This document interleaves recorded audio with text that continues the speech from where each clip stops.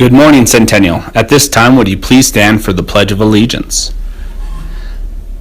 I pledge allegiance to the flag of the United States of America and to the republic for which it stands, one nation, under God, indivisible, with liberty and justice for all. Please stay standing and repeat Centennial School mission.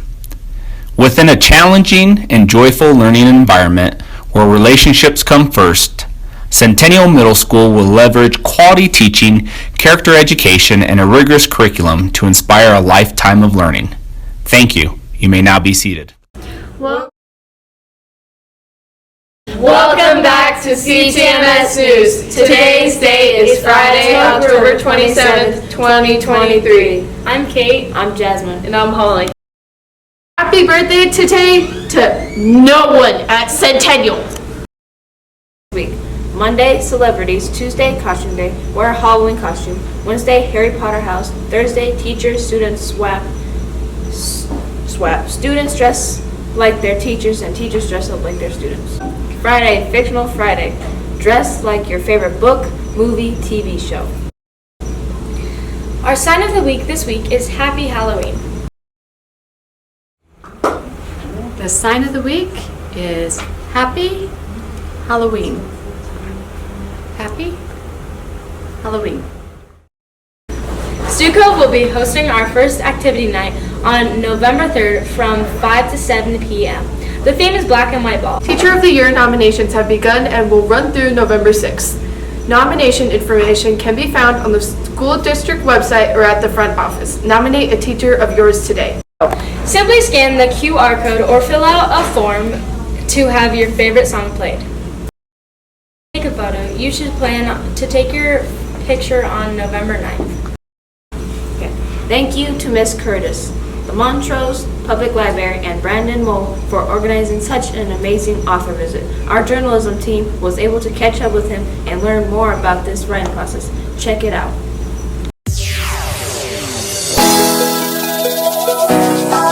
Boy, about time, and your time's up. I had to do this one for my girls, you know. Sometimes you gotta act like you don't care. Bring the action.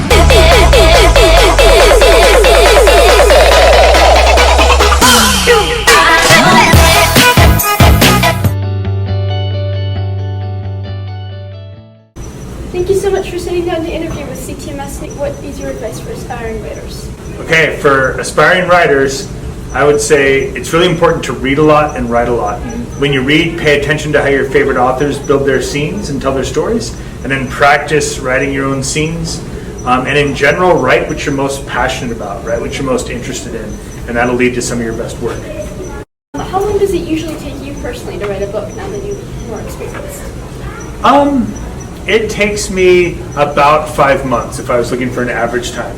About 5 months to get a draft done and then some editing after that. With that being said, are you working on a book right now? I am. My newest series will be through Random House Penguin, and it is called The Forbidden Mountain. At least that's our working title. There's always a chance the title could change when it comes out next year. Have you always enjoyed writing, or did you have any specific mentors? So here's the thing. I didn't always enjoy writing. Like when I would get writing assignments in school, I was sometimes just as stressed out as anybody and didn't always love to write. But what I did love was daydreaming. I loved to make up stories in my head.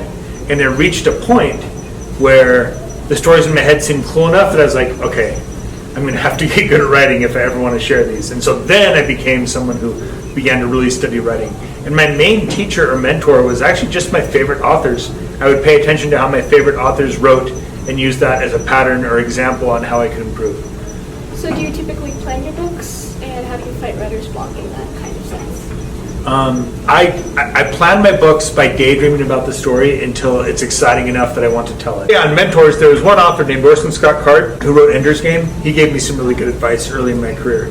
Would you ever want your books to become movies, or do you want them to stay books so people can daydream about them in the same way you did them? For me personally, I would probably like them to stay books. But I have been open to letting a movie get made in case somebody does a really good job. It'd be fun if they made a cool movie, and then there'd be both, you know. But there's a huge part of me that really thinks that its best form is as a book so that it just lives in your head and the movie doesn't pollute that vision, you know? What would you say the hardest thing about writing is? The hardest thing about writing for me is the transitions. Knowing what's the next scene to show. To end on a good note, what is your favorite part about writing? My favorite part about writing, it's great to end on a good note, I love sharing the stories. The reason I write is not for me, because I already have the daydreams in my head and I'm fine. Like, the daydreams are better than the books, I promise. But but because by writing them down I can share the stories with people, that to me is exciting. And so if ever someone comes up and says they like the books, it actually means a lot to me because that's my whole point of why I'm doing it.